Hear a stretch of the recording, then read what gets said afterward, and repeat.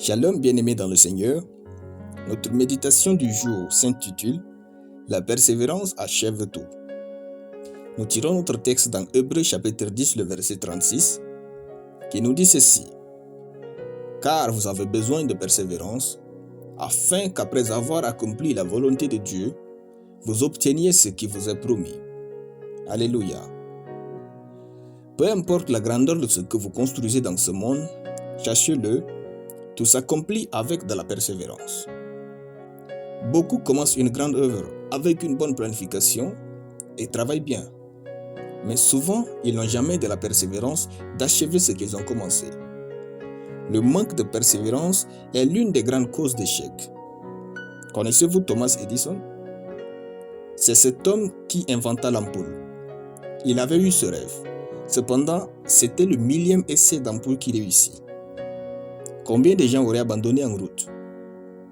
Mes frères, il ne suffit pas d'être doué dans quelque chose, mais de persévérer dans cette chose jusqu'à la réussite.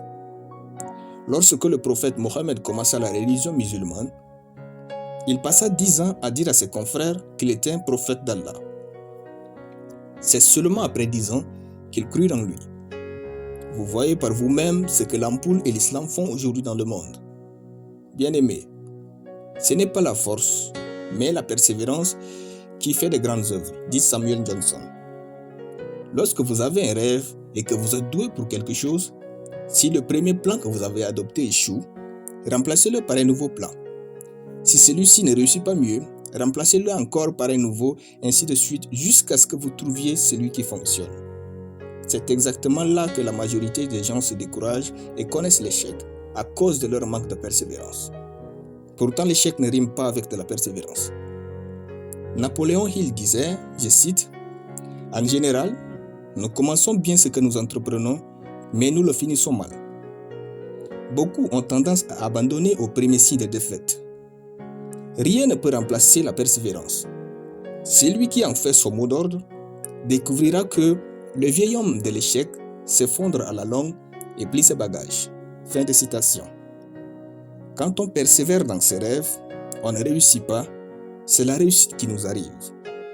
Raison pour laquelle Michel Dupuy a dit « La persévérance gagne le succès ». D'après notre texte, nous avons besoin de la persévérance. Oui, c'est un besoin comme celui de respirer. Car tout s'accomplit avec de la persévérance. Trouvez votre couloir et persévérez-y. Ne changez pas de rêve, changez plutôt de plan. Et persévérez. Persévérez encore et vous gagnerez. Alléluia. Nous allons prier. Je déclare que je persévère dans ma vie et avec mes rêves au nom de Jésus. Peu importe combien de temps que cela me prendra de faire ce que Dieu attend de moi, je confesse que je le ferai au nom de Jésus. Amen. La lecture biblique en une année, Exode chapitre 27 à Exode chapitre 30. Soyez bénis, c'était le pain du ciel.